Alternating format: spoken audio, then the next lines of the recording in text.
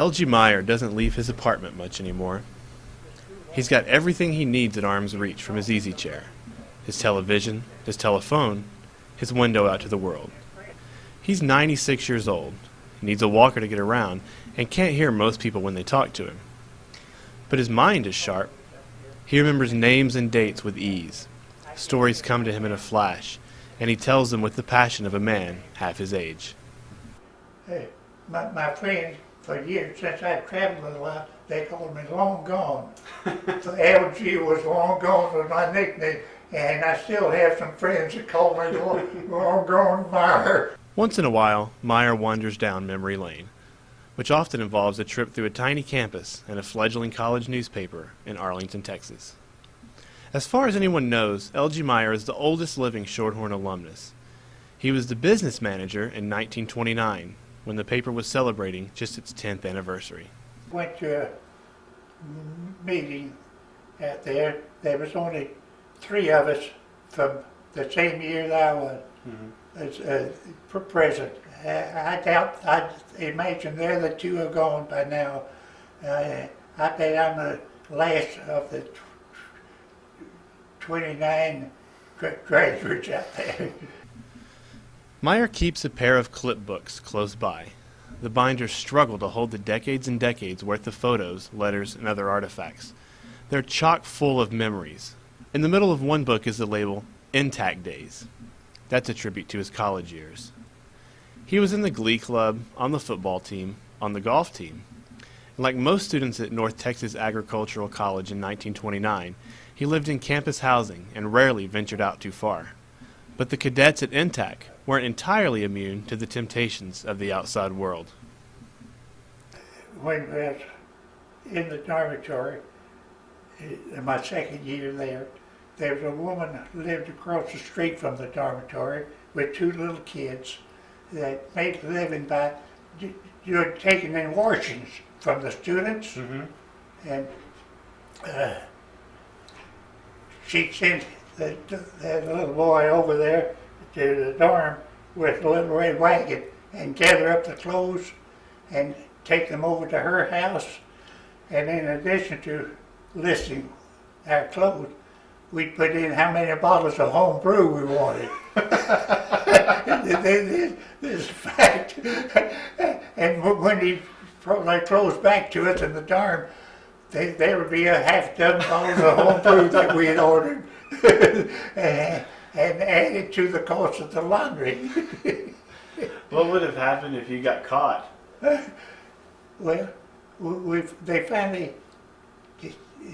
out about her. The dean called me in to his office. He said, "LG,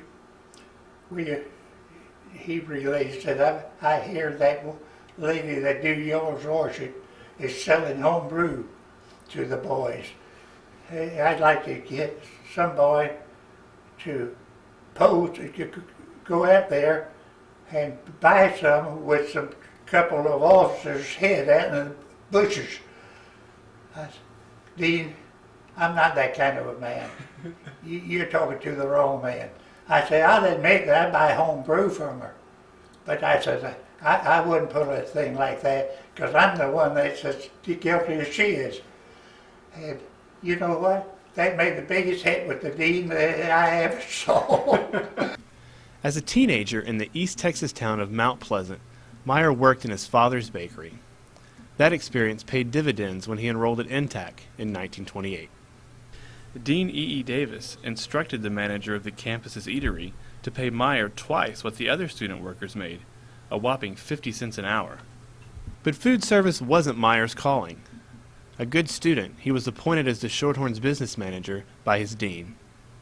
But it surprised me when they came up with the fact that they want me to take over the Shorthorn. And so evidently I did a good job from what they say that later. The Shorthorn business manager had the job of selling ads for the newspaper. But Arlington was a tiny hamlet in 1929, so Meier had to look to Fort Worth and Dallas. Problem was, like most teenagers in the 1920s, he didn't own a car.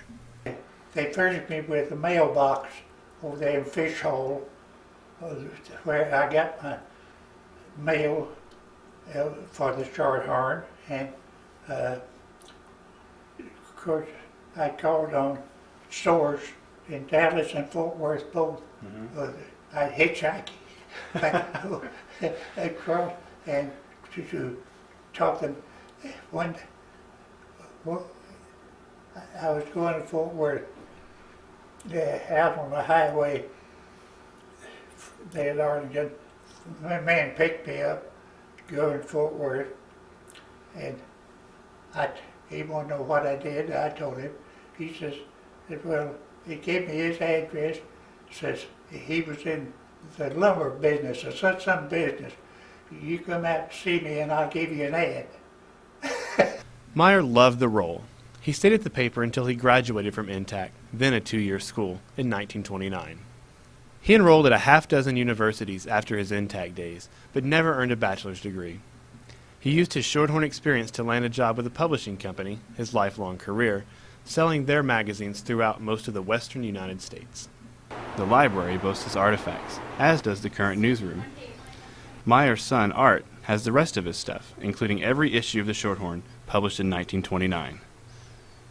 One time when my son from San Antonio was up here, since he was a graduate out there, I gave him my bound copy of the Shorthorn with my name printed across the top, the bottom of the business manager and the year that I was business manager.